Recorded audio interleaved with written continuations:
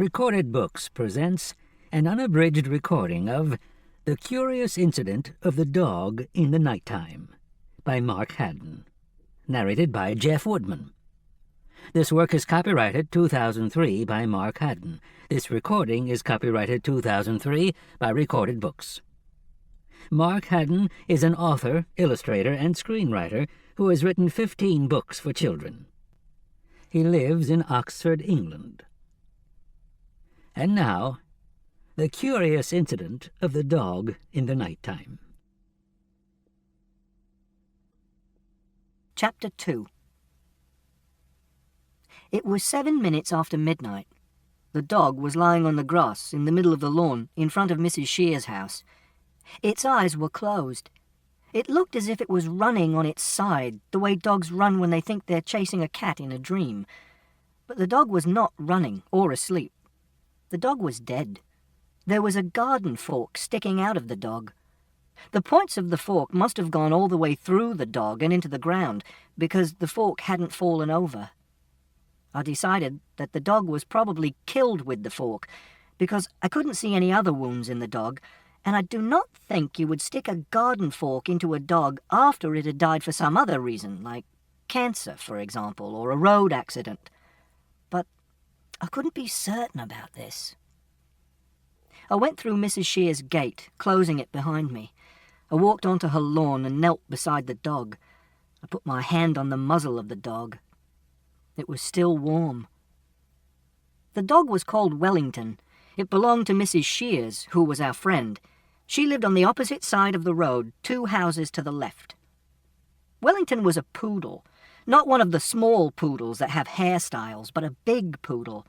It had curly black fur, but when you got close, you could see that the skin underneath the fur was a very pale yellow, like chicken. I stroked Wellington and wondered who had killed him and why.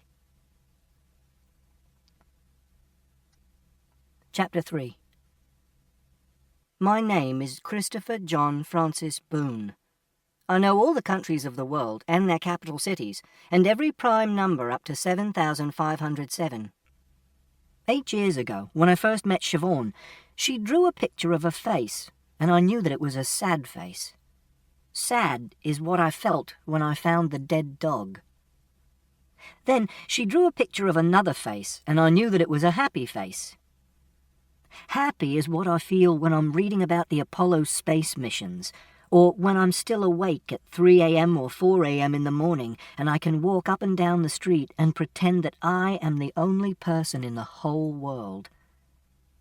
Then she drew some pictures of some other sorts of faces, but I was unable to say what kind of faces they were. So I got Siobhan to draw lots of these faces on a piece of paper and write down next to them exactly what they meant. I kept the piece of paper in my pocket and took it out when I didn't understand what someone was saying. But it was very difficult to decide which of the diagrams was most like the face they were making, because people's faces move very quickly. So I tore the piece of paper up and threw it away. And now, if I don't know what someone is saying, I ask them what they mean, or I walk away. Chapter 5. I pulled the fork out of the dog and lifted him into my arms and hugged him. He was leaking blood from the fork holes. I like dogs. You always know what a dog is thinking. It has 4 moods: happy, sad, cross, and concentrating. Also, dogs are faithful, and they do not tell lies because they cannot talk. I had been hugging the dog for 4 minutes when I heard screaming. I looked up and saw Mrs. Shears running towards me from the patio. She was wearing pajamas and a housecoat. Her toenails were painted bright pink and she had no shoes on. She was shouting, "What in fuck's name have you done to my dog?" I do not like people shouting at me. It makes me scared that they're going to hit me or touch me, and I don't know what's going to happen. "Let go of the dog," she shouted. "Let go of the fucking dog, for Christ's sake!" I put the dog down on the lawn and moved back 2 meters. She bent down. I thought she was going to pick the dog up herself, but she didn't. Perhaps she noticed how much blood there was and didn't want to get dirty. Instead, she started screaming again. I put my hands over my ears and closed my eyes and rolled forward till I was hunched up with my forehead pressed into the grass. The grass was wet and cold. It was nice. Chapter 7. This is a murder mystery novel. Siobhan said I should write something I would want to read myself. Mostly I read books about science and maths. I do not like proper novels. In proper novels, people say things like, "I am veined with iron, with silver, and with streaks of common mud. I cannot contract into the firm fist which those clench who do not depend on stimulus." I found this book in the library in town when Mother took me into town once. What does this mean? I don't know. Nor does Father. Nor do Siobhan or Mr. Jevons. I've asked them. Siobhan has long blonde hair and wears glasses which are made of green plastic, and Mr. Jevons smells of soap and wears brown shoes that have approximately 60 tiny circular holes in each of them. But I do like murder mystery novels, so I am writing a murder mystery novel. In a murder mystery novel, someone has to work out who the murderer is and then catch them. It's a puzzle. If it's a good puzzle, you can sometimes work out the answer before the end of the book. Siobhan said that the book should begin with something to grab people's attention. That's why I started with the dog. I also started with the dog because it happened to me, and I find it hard to imagine things which did not happen to me. Siobhan read the first page and said that it was different. She put this word into inverted commas by making the wiggly quotation sign with her first and second fingers. She said that it was usually people who were killed in murder mystery novels. I said that 2 dogs were killed in The Hound of the Baskervilles, the hound itself and James Mortimer's spaniel, but Siobhan said they weren't the victims of the murder, Sir Charles Baskerville was. She said that this was because readers cared more about people than dogs, so if a person was killed in the book, readers would want to carry on reading. I said that I wanted to write about something real, and I knew people who had died, but I didn't know any people who'd been killed, except Edward's father from school, Mr. Paulson, and that was a gliding accident, not murder, and I didn't really know him. I also said that I cared about dogs because they were faithful and honest, and some dogs were cleverer and more interesting than some people. Steve, for example, who comes to school on Thursdays, needs help to eat his food and couldn't even fetch a stick. Siobhan asked me not to say this to Steve's mother. Chapter 11. Then the police arrived. I like the police. They have uniforms and numbers, and you know what they're meant to be doing. There was a policewoman and a policeman. The policewoman had a little hole in her tights on her left ankle and a red scratch in the middle of the hole. The policeman had a big orange leaf stuck to the bottom of his shoe, which was poking out from one side. The policewoman put her arms round Mrs. Shears and led her back towards the house. I lifted my head off the grass. The policeman squatted down beside me and said, "Would you like to tell me what's been going on here, young man?" I sat up and said, "The dog is dead." "I'd got that far," he said. I said, "I think someone killed the dog." "How old are you?" he asked. I replied, "I am 15 years and 3 months and 2 days. "And what precisely were you doing in the garden?" he asked. "I was holding the dog," I replied. "And why were you holding the dog?" he asked. This was a difficult question. It was something I wanted to do. I like dogs. It made me sad to see that the dog was dead. I like policemen too, and I wanted to answer the question properly, but the policeman did not give me enough time to work out the correct answer. "Why were you holding the dog?" he asked again. "I like dogs," I said. "Did you kill the dog?" he asked. I said, "I did not kill the dog." "Is this your fork?" he asked. I said, "No." "You seem very upset about this," he said. He was asking too many questions, and he was asking them too quickly. They were stacking up in my head like loaves in the factory where Uncle Terry works. The factory is a bakery, and he operates the slicing machines. And sometimes the slicer's not working fast enough, but the bread keeps coming and there's a blockage. I sometimes think of my mind as a machine, but not always as a bread slicing machine. It makes it easier to explain to other people what's going on inside it. The policeman said, "I'm going to ask you once again." I rolled back onto the lawn and pressed my forehead to the ground again and made the noise that Father calls groaning. I make this noise when there's too much information coming into my head from the outside world. It's like when you're upset and you hold the radio against your ear and you tune it halfway between two stations so that all you get is white noise, and then you turn the volume right up so that this is all you can hear, and then you know you're safe because you cannot hear anything else. The policeman took hold of my arm and lifted me onto my feet. And I didn't like him touching me like this. And this is when I hit him. Chapter 13. This will not be a funny book. I cannot tell jokes because I do not understand them. Here is a joke as an example. It's one of Father's.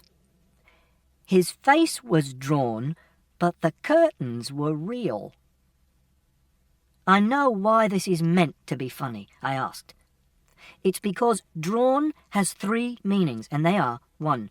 Drawn with a pencil, 2. Exhausted, and 3. Pulled across a window. And meaning 1 refers to both the face and the curtains. Meaning 2 refers only to the face, and meaning 3 refers only to the curtains.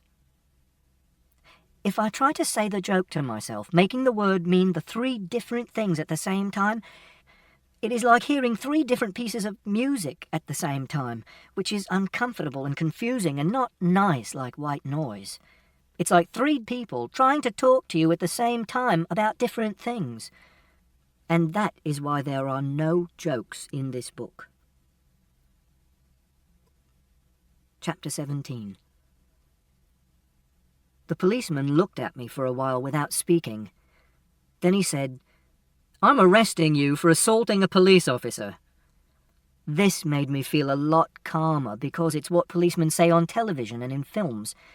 Then he said, "I strongly advise you to get into the back of the police car, because if you try any of that monkey business again, you little shit, I will seriously lose my rag. Is that understood?"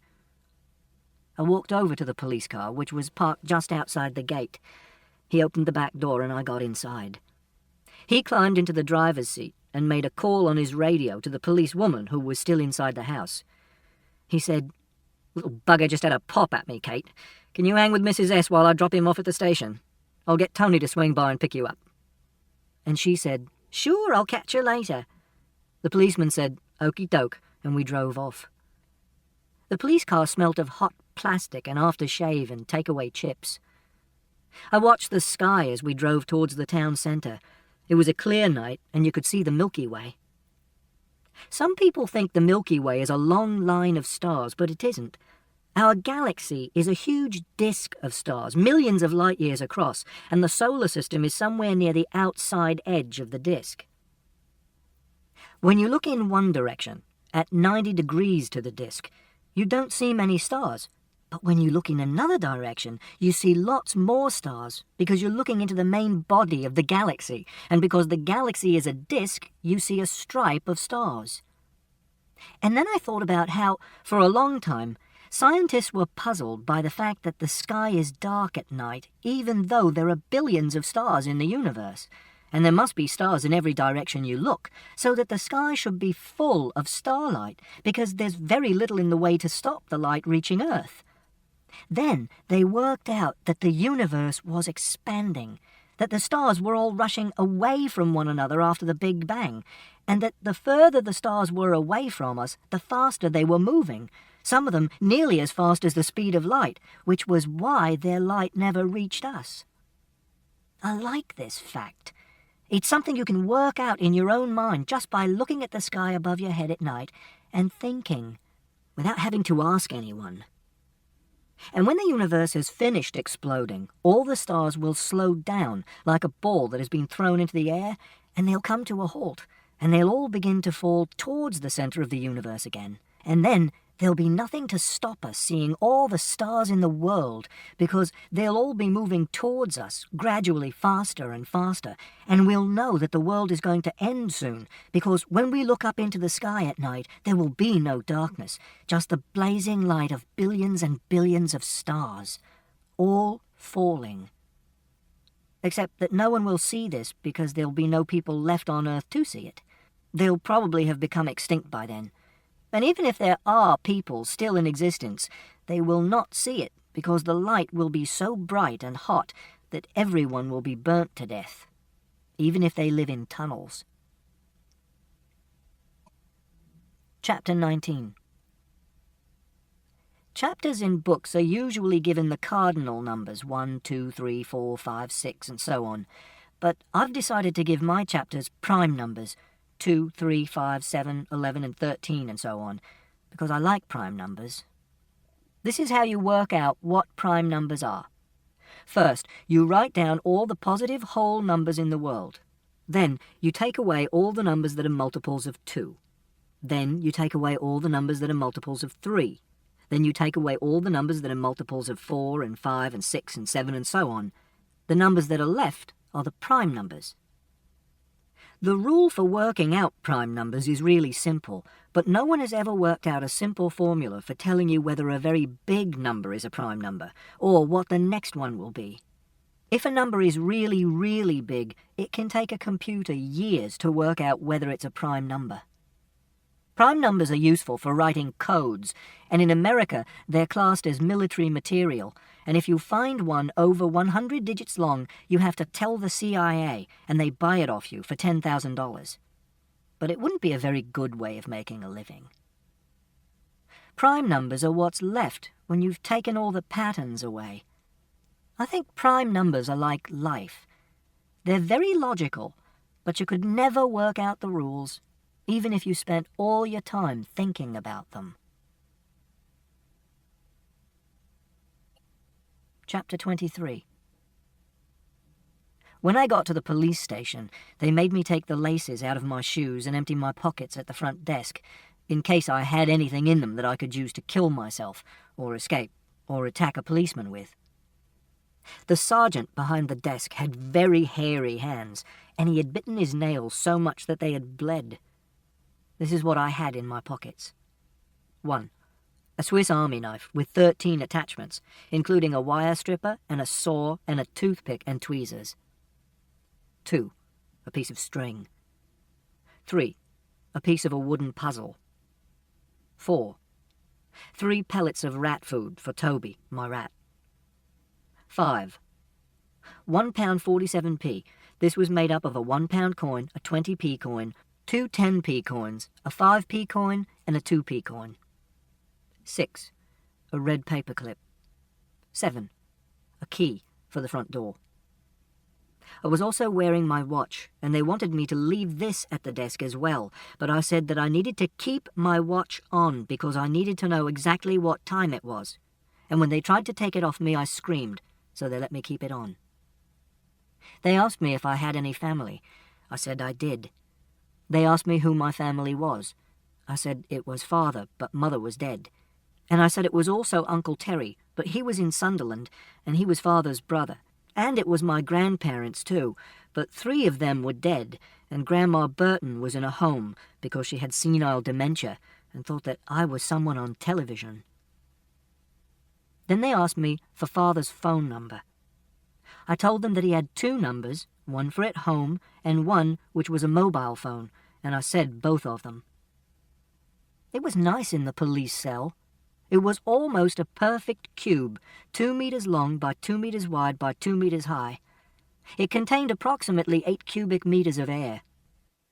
It had a small window with bars, and on the opposite side a metal door with a long, thin hatch near the floor for sliding trays of food into the cell, and a sliding hatch higher up so that policemen could look in and check that the prisoners hadn't escaped or committed suicide.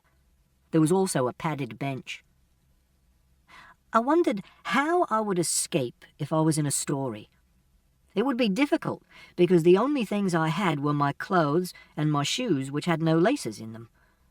I decided that my best plan would be to wait for a really sunny day and then use my glasses to focus the sunlight on a piece of my clothing and start a fire. I would then make my escape when they saw the smoke and took me out of the cell. And if they didn't notice, I'd be able to wee on the clothes and put them out. I wondered whether Mrs. Shears had told the police that I had killed Wellington, and whether, when the police found out that she had lied, she would go to prison, because telling lies about people is called slander. Chapter 29. I find people confusing. This is for two main reasons. The first main reason is that people do a lot of talking without using any words. Siobhan says that if you raise one eyebrow, it can mean lots of different things. It can mean, I want to do sex with you, and it can also mean, I think that what you just said was very stupid. Siobhan also says that if you close your mouth and breathe out loudly through your nose, it can mean that you're relaxed, or that you're bored, or that you're angry, and it all depends on how much air comes out of your nose and how fast, and what shape your mouth is in when you do it, and how you are sitting, and what you said just before, and hundreds of other things which are too complicated to work out in a few seconds. The second main reason is that people often talk using metaphors. These are examples of metaphors. I laughed my socks off. He was the apple of her eye.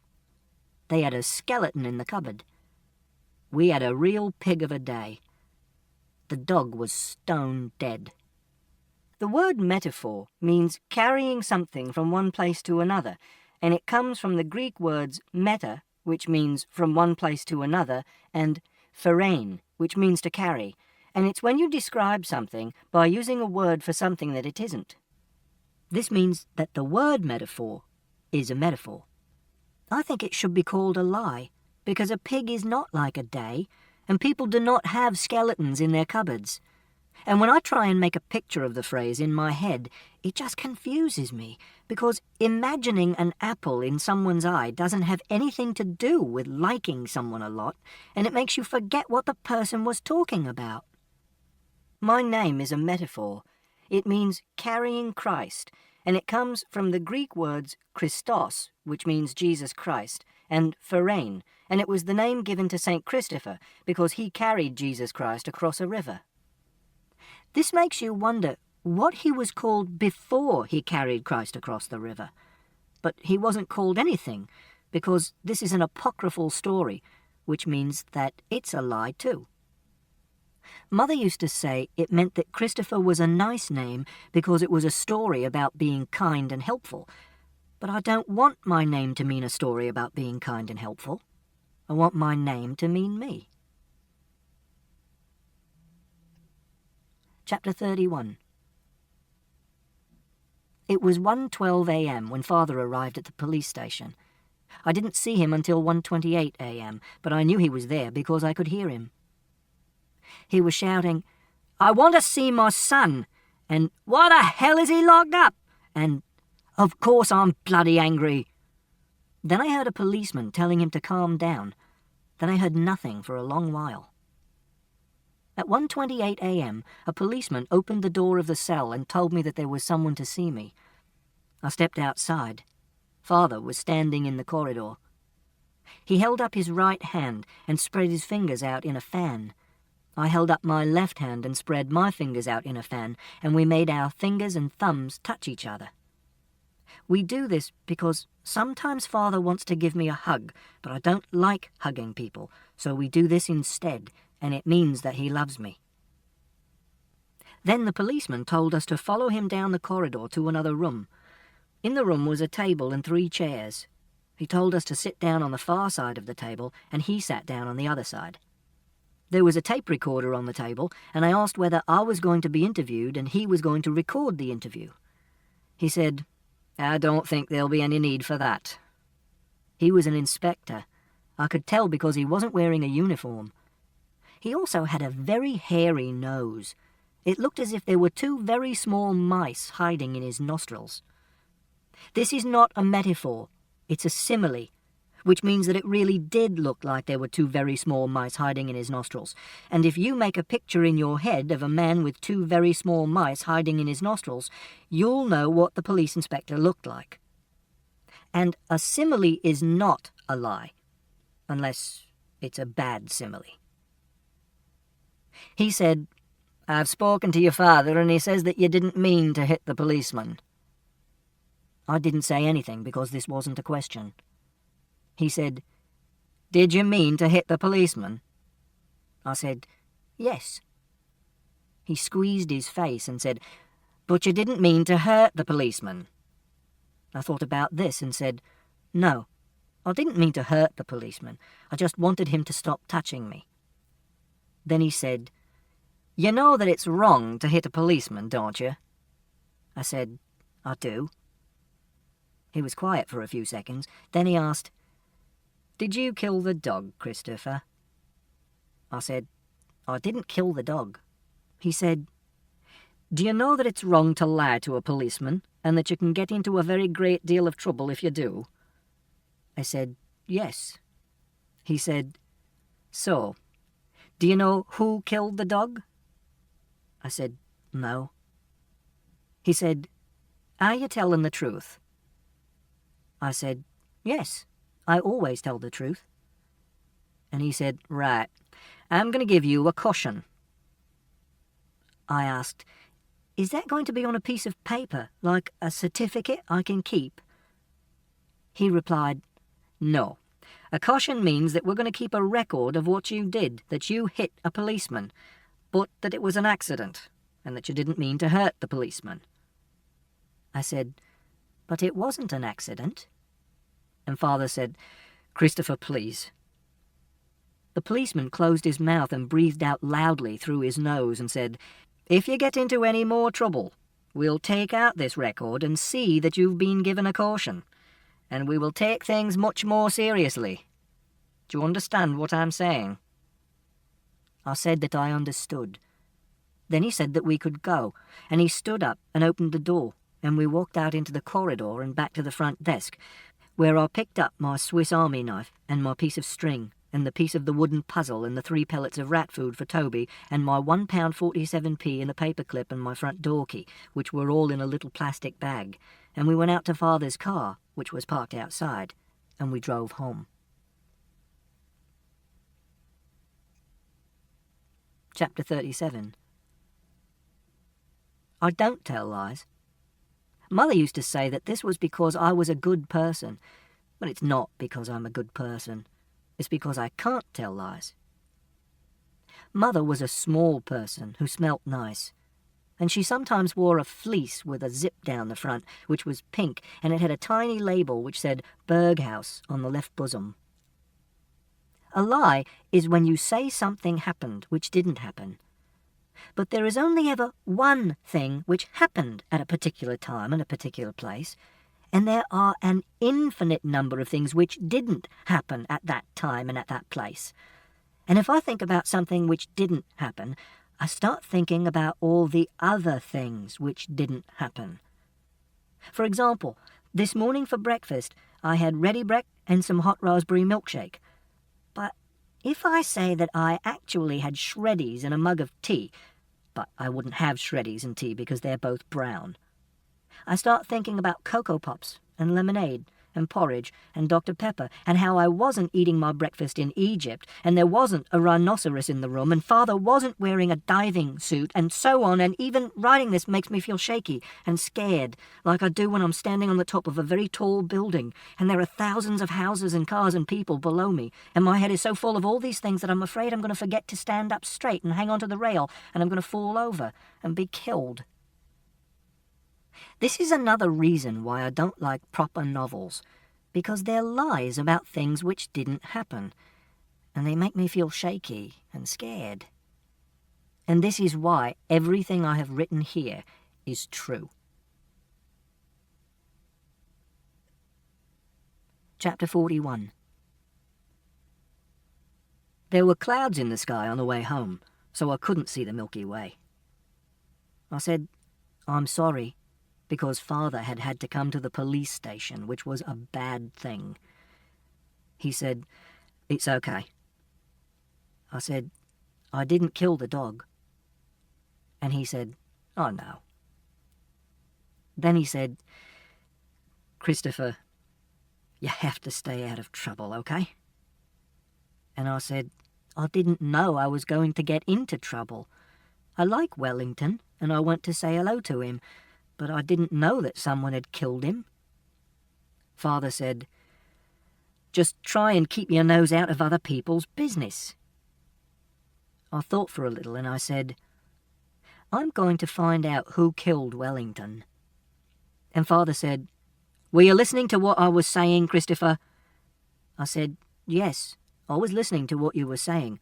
But when someone gets murdered, you have to find out who did it so that they can be punished." And he said, "It's a bloody dog, Christopher, a bloody dog." I replied, "I think dogs are important too." He said, "Leave it." And I said, "I wonder if the police will find out who killed him and punish the person."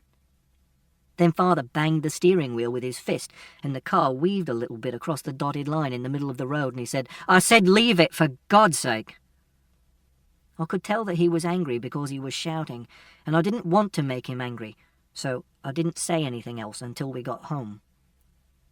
When we came in through the front door, I went into the kitchen and I got a carrot for Toby, and I went upstairs and I shut the door of my room and I let Toby out and gave him the carrot. Then I turned my computer on and played 76 games of Minesweeper and did the expert version in 102 seconds, which was only 3 seconds off my best time, which was 99 seconds.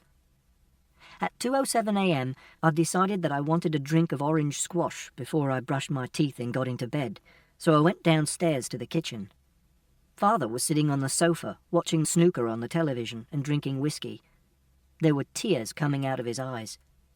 I asked, "Are you sad about Wellington?" He looked at me for a long time and sucked air in through his nose. Then he said, "Yes, Christopher, you could say that. You could very well say that." I decided to leave him alone because when I'm sad I want to be left alone. So I didn't say anything else. I just went into the kitchen and made my orange squash and took it back upstairs to my room. Chapter 43. Mother died 2 years ago. I came home from school one day and no one answered the door, so I went and found the secret key that we keep under a flower pot behind the kitchen door. I let myself into the house and carried on making the Airfix Sherman tank model I was building. An hour and a half later, Father came home from work. He runs a business and he does heating maintenance and boiler repair with a man called Rodri, who's his employee. He knocked on the door of my room and opened it and asked whether I had seen Mother.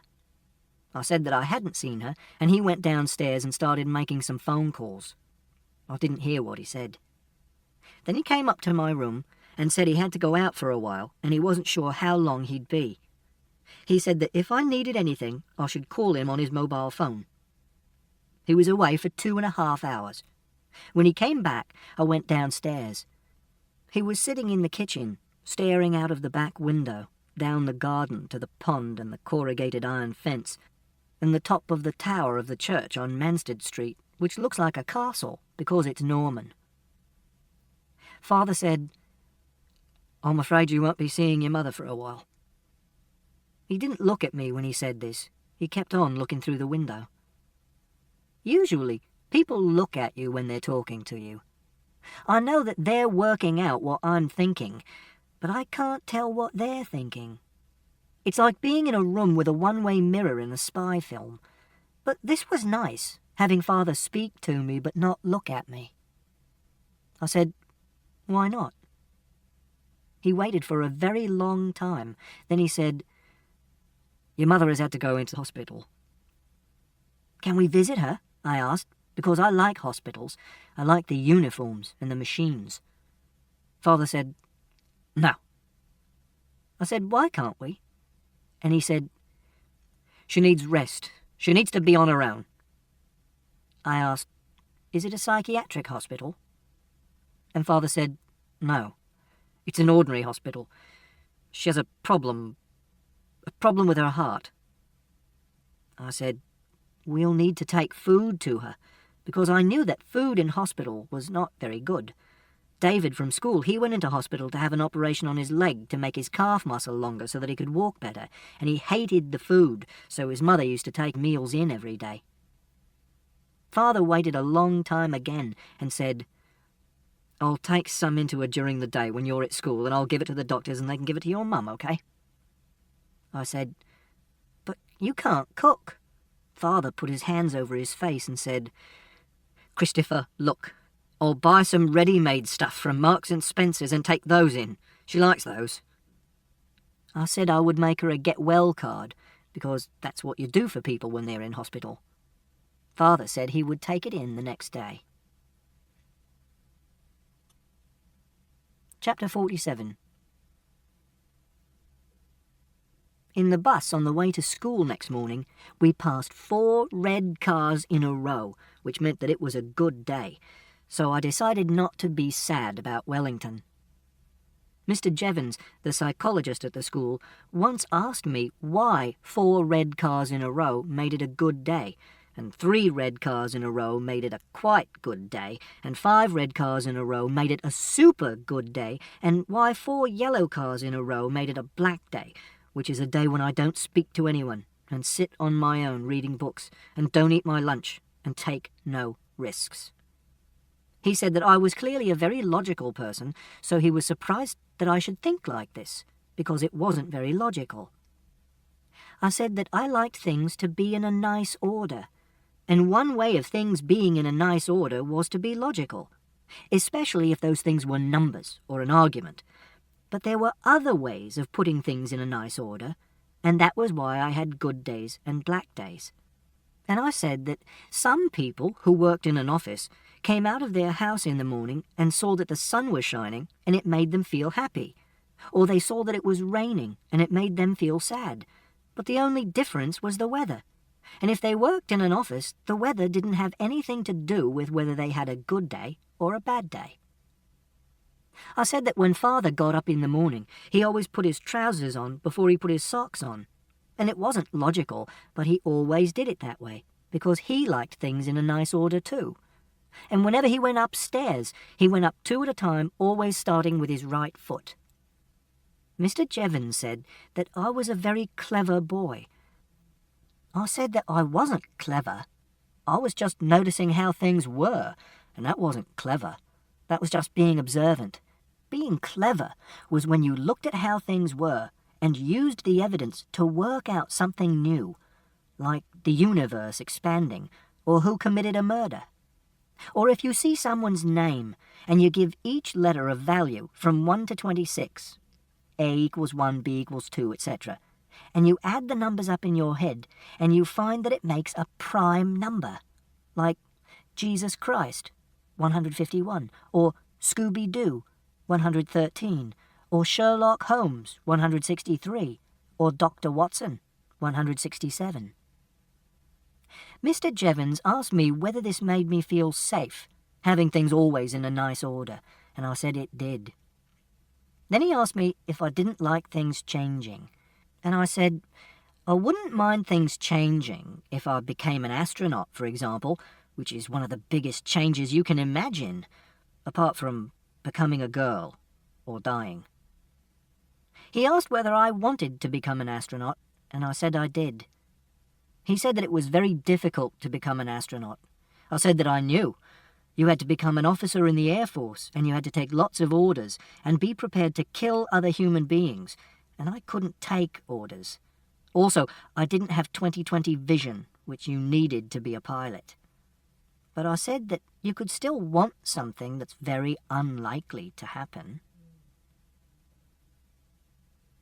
Terry, who is the older brother of Francis, who is at the school, said I would only ever get a job collecting supermarket trolleys or cleaning out donkey shit at an animal sanctuary, and they didn't let spazzers drive rockets that cost billions of pounds. When I told this to Father, he said that Terry was jealous of my being cleverer than him, which was a stupid thing to think, because we weren't in a competition. But Terry is stupid. So quod erat demonstrandum, which is Latin for which is the thing that was going to be proved, which means thus it is proved. I'm not a spazzer, which means spastic, not like Francis, who is a spazzer. And even though I probably won't become an astronaut, I am going to go to university and study mathematics, or physics and mathematics, which is a joint honour school, because I like mathematics and physics and I'm very good at them. But Terry won't go to university. Father says Terry is most likely to wind up in prison. Terry has a tattoo on his arm of a heart shape with a knife through the middle of it. But this is what is called a digression, and now I'm going to go back to the fact that it was a good day. Because it was a good day, I decided that I would try and find out who killed Wellington, because a good day is a day for projects and planning things. When I said this to Siobhan, she said, "Well, we're meant to be writing stories today, so why don't you write about finding Wellington and going to the police station?" And that's when I started writing this. And Siobhan said that she'd help with the spelling and the grammar and the footnotes.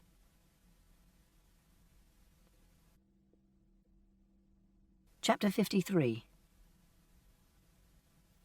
Mother died 2 weeks later. I hadn't been into hospital to see her, but Father had taken in lots of food from Marks and Spencer's. He said that she'd been looking okay and seemed to be getting better. She had sent me lots of love and had my get well card on the table beside her bed. Father said that she liked it very much. The card had pictures of cars on the front. I did it with Mrs. Peters at school, who does art, and it was a lino cut, which is when you draw a picture on a piece of lino and Mrs. Peters cuts round the picture with a Stanley knife, and then you put ink on the lino and press it onto the paper, which is why all the cars looked the same, because I did one car and pressed it onto the paper 9 times. And it was Mrs. Peters' idea to do lots of cars, which I liked, and I coloured all the cars in with red paint to make it a super good day for Mother. Father said that she died of a heart attack, and it wasn't expected. I said, "What kind of heart attack?" because I was surprised. Mother was only 38 years old, and heart attacks usually happen to older people, and Mother was very active and rode a bicycle and ate food which was healthy and high in fibre and low in saturated fat, like chicken and vegetables and muesli. Father said that he didn't know what kind of heart attack she had, and now wasn't the moment to be asking questions like that. I said that it was probably an aneurysm. A heart attack is when some of the muscles in the heart stop getting blood and die. There are 2 main types of heart attack. The first is an embolism. That's when a blood clot blocks one of the blood vessels taking blood to the muscles in the heart. And you can stop this happening by taking aspirin and eating fish, which is why Eskimos don't get this sort of heart attack, because they eat fish and fish stops their blood clotting. But if they cut themselves badly, they can bleed to death. But an aneurysm is when a blood vessel breaks and the blood doesn't get to the heart muscles because it's leaking. And some people get aneurysms just because there's a weak bit in their blood vessels, like Mrs. Hardesty, who lived at number 72 in our street, who had a weak bit in the blood vessels in her neck and died just because she turned her head round to reverse her car into a parking space. On the other hand, it could have been an embolism, because your blood clots much more easily when you're lying down for a long time, like when you're in hospital. Father said, "I'm sorry, Christopher. I'm really sorry." But it wasn't his fault. Then Mrs. Shears came over and cooked supper for us, and she was wearing sandals and jeans and a T-shirt which had the words windsurf and Corfu and a picture of a windsurfer on it. And Father was sitting down, and she stood next to him and held his head against her bosoms and said, "Come on, Ed, we're going to get you through this." And then she made us spaghetti and tomato sauce. And after dinner she played Scrabble with me, and I beat her 247 points to 134. Chapter 59. I decided that I was going to find out who killed Wellington, even though Father had told me to stay out of other people's business. This is because I don't always do what I'm told. And this is because when people tell you what to do, it's usually confusing and doesn't make sense. For example, people often say, "Be quiet," but they don't tell you how long to be quiet for. Or you see a sign which says, "Keep off the grass," but it should say, "Keep off the grass around this sign," or "Keep off all the grass in this park," because there's lots of grass you are allowed to walk on. Also, people break rules all the time. For example, Father often drives over 30 in a 30-mile-per-hour zone, and sometimes he drives when he's been drinking, and often he doesn't wear his seatbelt when he's driving his van. And in the Bible it says, "Thou shalt not kill," but there were the Crusades, and 2 world wars, and the Gulf War, and there were Christians killing people in all of them. Also, I don't know what Father means when he says, "Stay out of other people's business," because I don't know what he means by other people's business, because I do lots of things with other people, at school and in the shop and on the bus, and his job is going into other people's houses and fixing their boilers and their heating, and all of these things are other people's business. Siobhan understands. When she tells me not to do something, she tells me exactly what it is that I am not allowed to do, and I like this. For example, she once said, "You must never punch Sarah or hit her in any way, Christopher, even if she hits you first. If she does hit you again, move away from her and stand still and count from 1 to 50. Then come and tell me what she's done, or tell one of the other members of the staff what she's done." Or, for example, she once said, "If you want to go on the swings and there are already people on the swings, you must never push them off. You must ask them if you can have a go, and then you must wait until they have finished." But when other people tell you what you can't do, they don't do it like this. So I decide for myself what I'm going to do and what I'm not going to do. That evening, I went round to Mrs. Shear's house and knocked on the door and waited for her to answer it. When she opened the door, she was holding a mug of tea, and she was wearing sheepskin slippers, and she'd been watching a quiz program on the television, because there was a television on, and I could hear someone saying, "The capital city of Venezuela is A. Maracas, B. Caracas, C. Bogota, or D. Georgetown." And I knew that it was Caracas. She said, "Christopher, I really don't think I want to see you right now." I said, "I didn't kill Wellington." And she replied, "What are you doing here?" I said, "I wanted to come and tell you that I didn't kill Wellington, and also I want to find out who killed him." Some of her tea spilled onto the carpet. I said, "Do you know who killed Wellington?" She didn't answer my question. She just said, "Goodbye, Christopher," and closed the door. Then I decided to do some detective work. I could see that she was watching me and waiting for me to leave, because I could see her standing in the hall on the other side of the frosted glass in her front door. So I walked down the path and out of the garden. Then I turned round and saw that she wasn't standing in her hall any longer. I made sure that there was no one watching and climbed over the wall and walked down the side of the house into her back garden to the shed where she kept all her gardening tools. The shed was locked with a padlock, and I couldn't go inside, so I walked round to the window in the side. Then I had some good luck. When I looked through the window, I could see a fork that looked exactly the same as the fork that had been sticking out of Wellington. It was lying on the bench by the window, and it had been cleaned because there was no blood on the spikes. I could see some other tools as well, a spade and a rake, and one of those long clippers people use for cutting branches which are too high to reach. And they all had the same green plastic handles, like the fork. This meant that the fork belonged to Mrs. Shears. Either that, or it was a red herring, which is a clue which makes you come to a wrong conclusion, or something which looks like a clue, but isn't. I wondered if Mrs. Shears had killed Wellington herself. But if she had killed Wellington herself, why did she come out of the house shouting, "What in fuck's name have you done to my dog?" I thought that Mrs. Shears probably didn't kill Wellington, but whoever had killed him had probably killed him with Mrs. Shears' fork. And the shed was locked, This meant that it was someone who had the key to Mrs. Shear's shed, or that she had left it unlocked, or that she had left her fork lying around in the garden. I heard a noise and turned round and saw Mrs. Shears standing on the lawn looking at me. I said, "I came to see if the fork was in the shed." And she said, "If you don't go now, I'll call the police again." So I went home. When I got home, I said hello to Father and went upstairs to feed Toby, my rat, and felt happy because I was being a detective and finding things out. Chapter 61. Mrs. Forbes at school said that when Mother died, she had gone to heaven. That was because Mrs. Forbes is very old and she believes in heaven. And she wears tracksuit trousers because she says they're more comfortable than normal trousers. And one of the legs is very slightly shorter than the other one because of an accident on a motorbike. But when Mother died, she didn't go to heaven because heaven doesn't exist.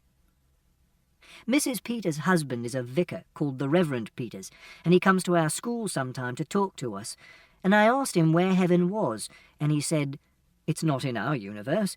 It's another kind of place altogether." The Reverend Peters makes a funny ticking noise with his tongue sometimes when he's thinking, and he smokes cigarettes, and you can smell them on his breath, and I don't like this. I said that there wasn't anything outside the universe, and there wasn't another kind of place altogether. Except that there might be if you went through a black hole. But a black hole is what is called a singularity, which means it's impossible to find out what's on the other side, because the gravity of a black hole is so big that even electromagnetic waves, like light, can't get out of it, and electromagnetic waves are how we get information about things which are far away. And if heaven was on the other side of a black hole, dead people would have to be fired into space on rockets to get there, and they aren't, or people would notice. I think people believe in heaven because they don't like to think of the idea of dying, because they want to carry on living, and they don't like the idea that other people will move into their house and put their things into the rubbish. The Reverend Peters said, "Well, when I say that heaven is outside the universe, it's really just a manner of speaking. I suppose what it really means is that they're with God." And I replied, "But where is God?" And the Reverend Peters said that we should talk about this on another day when he had more time. What actually happens when you die is that your brain stops working and your body rots, like Rabbit did when he died, and we buried him in the earth at the bottom of the garden. And all his molecules were broken down into other molecules, and they went into the earth and were eaten by worms and went into the plants. And if we go and dig in the same place in 10 years, there'll be nothing except his skeleton left. And in 1,000 years, even his skeleton will be gone. But that's all right, because he's a part of the flowers and the apple tree and the hawthorn bush now. When people die, they're sometimes put into coffins, which means that they don't mix with the earth for a very long time, until the wood of the coffin rots. But Mother was cremated. This means that she was put into a coffin and burnt and ground up and turned into ash and smoke. I don't know what happens to the ash, and I couldn't ask at the crematorium because I didn't go to the funeral.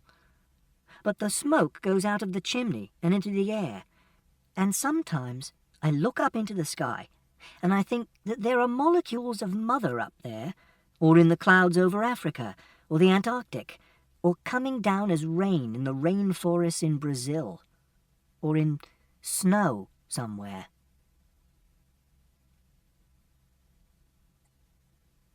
Chapter 67. The next day was Saturday, and there's not much to do on a Saturday unless Father takes me out somewhere on an outing, to the boating lake or to the garden centre. But on this Saturday, England were playing Romania at football, which meant that we weren't going to go on an outing because Father wanted to watch the match on the television. So I decided to do some more detection on my own.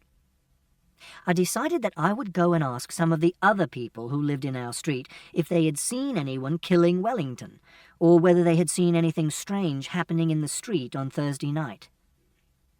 Talking to strangers is not something I usually do. I don't like talking to strangers. This is not because of stranger danger, which they tell us about at school, which is where a strange man offers you sweets or a ride in his car because he wants to do sex with you. I'm not worried about that. If a strange man touched me, I'd hit him, and I can hit people very hard. For example, when I punched Sarah because she had pulled my hair, I knocked her unconscious, and she had a concussion, and they had to take her to the accident and emergency department at the hospital. And also, I always have my Swiss Army knife in my pocket, and it has a saw blade which could cut a man's fingers off. I don't like strangers because I don't like people I've never met before. They're hard to understand. It's like being in France, which is where we went on holiday sometimes when Mother was alive, to camp. And I hated it, because if you went into a shop or a restaurant or on a beach, you couldn't understand what anyone was saying, which was frightening. It takes me a long time to get used to people I don't know. For example, when there's a new member of staff at school, I don't talk to them for weeks and weeks. I just watch them until I know that they're safe. Then I ask them questions about themselves, like whether they have pets, and what's their favourite colour, and what do they know about the Apollo space missions. And I get them to draw a plan of their house, and I ask them what kind of car they drive, so I get to know them. Then I don't mind if I'm in the same room as them, and I don't have to watch them all the time. So talking to the other people in our street was brave. But if you're going to do detective work, you have to be brave, so I had no choice. First of all, I made a plan of our part of the street, which is called Randolph Street. Then I made sure I had my Swiss Army knife in my pocket, and I went out and knocked on the door of number 40, which is opposite Mrs. Shear's house, which means that they were most likely to have seen something. The people who live at number 40 are called Thompson. Mr. Thompson answered the door. He was wearing a T-shirt which said, "Beer. Helping ugly people have sex for 2,000 years. Mr. Thompson said, "Can I help you?" I said, "Do you know who killed Wellington?" I didn't look at his face. I don't like looking at people's faces, especially if they're strangers. And he didn't say anything for a few seconds. Then he said, "Who are you?" I said, "I'm Christopher Boone from number 36, and I know you. You're Mr. Thompson." He said, "Oh, Mr. Thompson's brother." I said, "Do you know who killed Wellington?" He said, "Who the fuck is Wellington?" I said, "Mrs. Shear's dog. Mrs. Shear's is from number 41. He said, "Someone killed her dog?" I said, "With a fork." He said, "Jesus Christ." I said, "A garden fork," in case he thought I meant a fork you eat your food with. Then I said, "Do you know who killed him?" He said, "I haven't a bloody clue." I said, "Did you see anything suspicious on Thursday evening?" He said, "Look, son, do you really think you should be going round asking questions like this?" And I said, "Yes, because I want to find out who killed Wellington, and I'm writing a book about it." And he said, "Well, I was in Colchester on Thursday, so you're asking the wrong bloke." I said, "Thank you," and I walked away. There was no answer at house number 42. I had seen the people who lived at house number 44, but I didn't know what their names were. They were black people, and they were a man and a lady with 2 children, a boy and a girl. The lady answered the door. She was wearing boots which looked like army boots, and there were 5 bracelets made out of a silver-coloured metal on her wrist, and they made a jangling noise. She said, "It's Christopher, isn't it?" I said that it was, and I asked her if she knew who killed Wellington. She knew who Wellington was, so I didn't have to explain, and she had heard about him being killed. I asked if she had seen anything suspicious on Thursday evening which might be a clue. She said, "Like what?" And I said, "Like strangers, or like the sound of people arguing." But she said she hadn't. And then I decided to do what is called trying a different tack, and I asked her whether she knew of anyone who might want to make Mrs. Shears sad. And she said, "Perhaps you should be talking to your father about this." and I explained that I couldn't ask my father because the investigation was a secret, because he had told me to stay out of other people's business.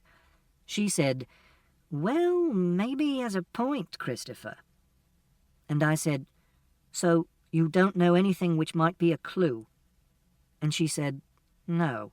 And then she said, "You be careful, young man." I said that I would be careful, and then I said thank you to her for helping me with my questions, and I went to number 43, which is the house next to Mrs. Shear's house.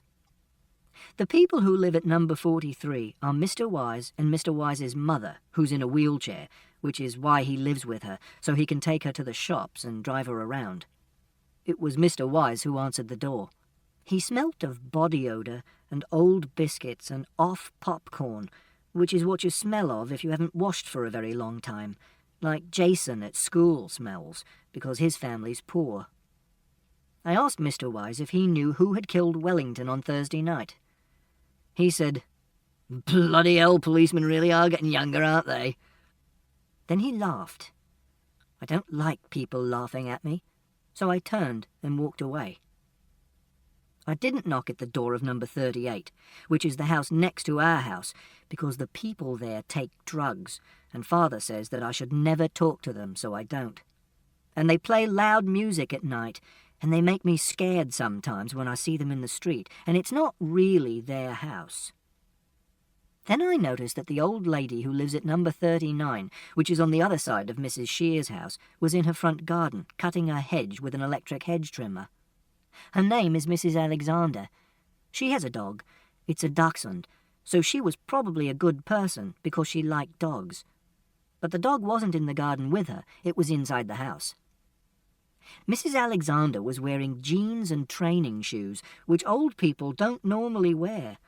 And there was mud on the jeans, and the trainers were New Balance trainers, and the laces were red.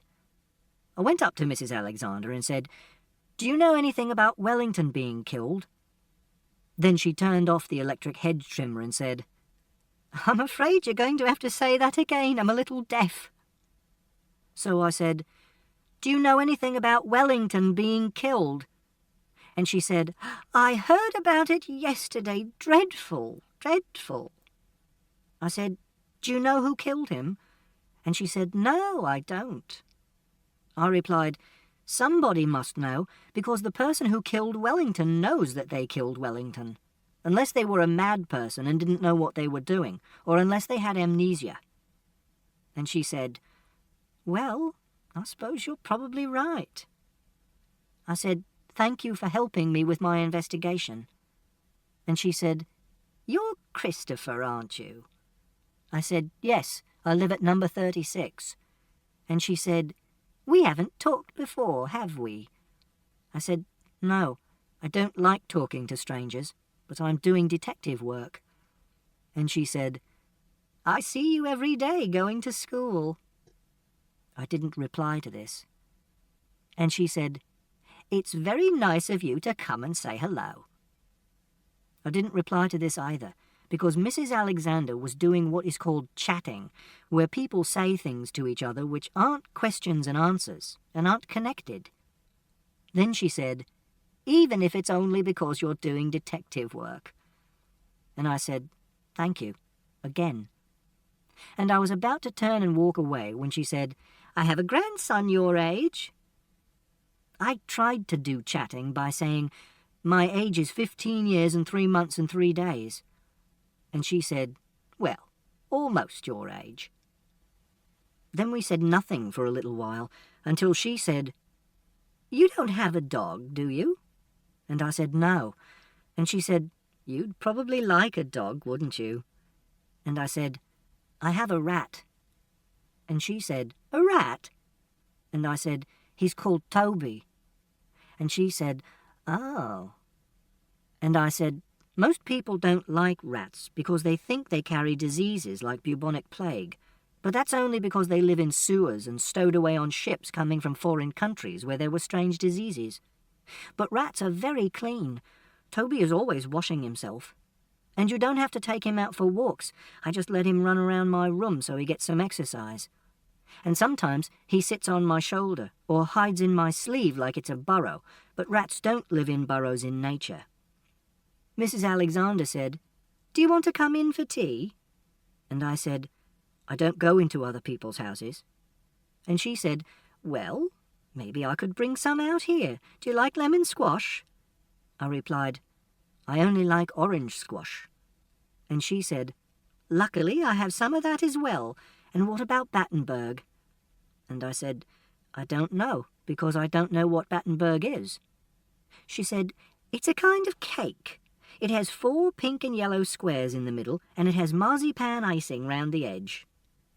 And I said, "Is it a long cake with a square cross-section which is divided into equally sized, alternately coloured squares?" And she said, "Yes, I think you could probably describe it like that."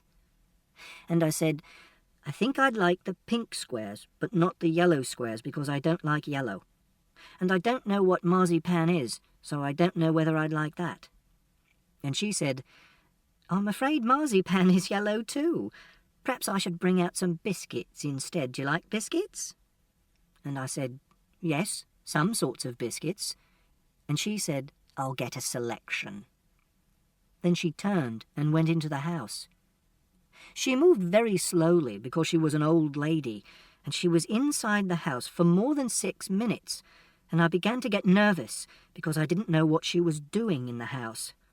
I didn't know her well enough to know whether she was telling the truth about getting orange squash and Battenberg cake, and I thought she might be ringing the police, and then I'd get into much more serious trouble because of the caution. So I walked away. And as I was crossing the street, I had a stroke of inspiration about who might have killed Wellington.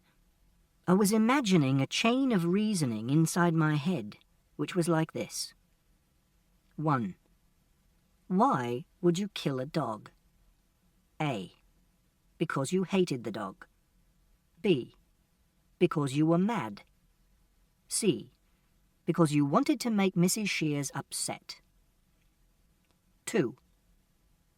I didn't know anyone who hated Wellington, so if it was A, it was probably a stranger. 3. I didn't know any mad people, so if it was B, it was also probably a stranger. 4. Most murders are committed by someone who is known to the victim. In fact, you're most likely to be murdered by a member of your own family on Christmas Day. This is a fact. Wellington was therefore most likely to have been killed by someone known to him. 5. If it was C, I only knew one person who didn't like Mrs. Shears, and that was Mr. Shears, who knew Wellington very well indeed. This meant that Mr. Shears was my prime suspect.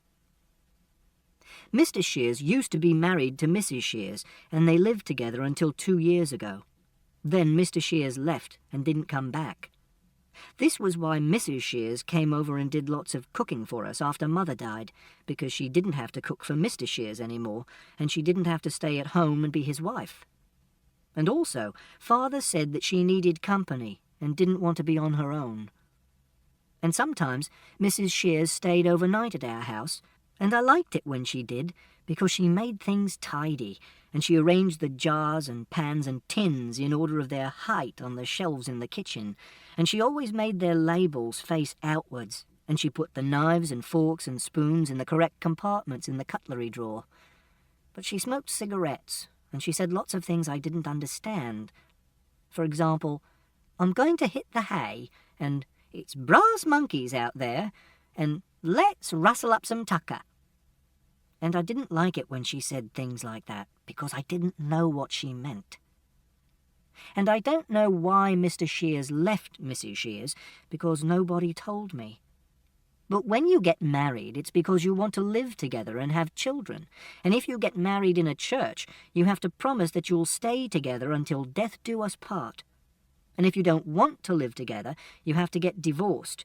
And this is because one of you has done sex with somebody else, or because you're having arguments and you hate each other and you don't want to live in the same house anymore and have children. And Mr. Shears didn't want to live in the same house as Mrs. Shears anymore, so he probably hated her, and he might have come back and killed her dog to make her sad. I decided to try and find out more about Mr. Shears. Chapter 71.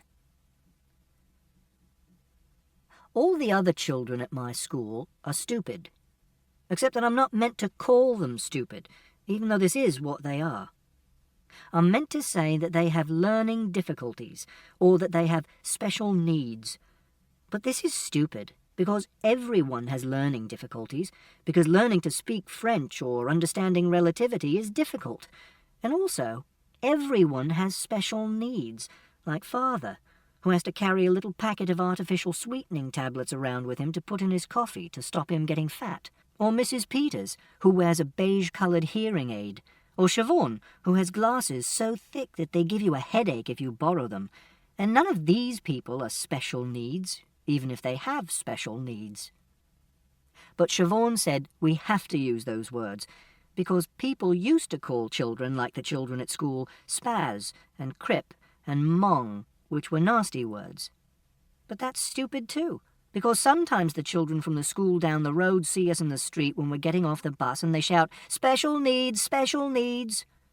But I don't take any notice, because I don't listen to what other people say, and only sticks and stones can break my bones, and I have my Swiss Army knife. If they hit me, and if I kill them, it will be self-defense, and I won't go to prison. I am going to prove that I'm not stupid. Next month, I'm going to take my A-level in maths, and I'm going to get an A grade. No one has ever taken an A-level at our school before, and the headmistress, Mrs. Gascoigne, didn't want me to take it at first. She said they didn't have the facilities to let us sit A-levels, but Father had an argument with Mrs. Gascoigne, and he got really cross. Mrs. Gascoigne said they didn't want to treat me differently from everyone else in school, because then everyone would want to be treated differently, and it would set a precedent. And I could always do my A-levels later, at 18. I was sitting in Mrs. Gascoigne's office with Father when she said these things, and Father said, "Christopher is getting a crap enough deal already, don't you think, without you shitting on him from a great height as well? Jesus, this is the only thing he's really good at." Then Mrs. Gascoigne said that she and Father should talk about this at some later point on their own, but Father asked her whether she wanted to say things she was embarrassed to say in front of me, and she said no, so he said, "Say them now, then." And she said that if I sat an A-level, I would have to have a member of staff looking after me on my own in a separate room. And Father said he'd pay someone £50 to do it after school, and he wasn't going to take no for an answer. And she said she'd go away and think about it. And the next week she rang Father at home and told him that I could take the A-level and the Reverend Peters would be what is called the invigilator. And after I've taken A-level maths, I'm going to take A-level further maths and physics, and then I can go to university. There's not a university in our town, which is Swindon, because it's a small place. So we'll have to move to another town where there is a university, because I don't want to live on my own, or in a house with other students. But that'll be all right, because Father wants to move to a different town as well. He sometimes says things like, "We've got to get out of this town, kiddo." And sometimes he says, "Swindon is the arsehole of the world." Then, when I've got a degree in maths or physics, or maths and physics, I'll be able to get a job and earn lots of money, and I'll be able to pay someone who can look after me and cook my meals and wash my clothes. Or I'll get a lady to marry me and be my wife, and she can look after me so I can have company and not be on my own. This ends Disc 1.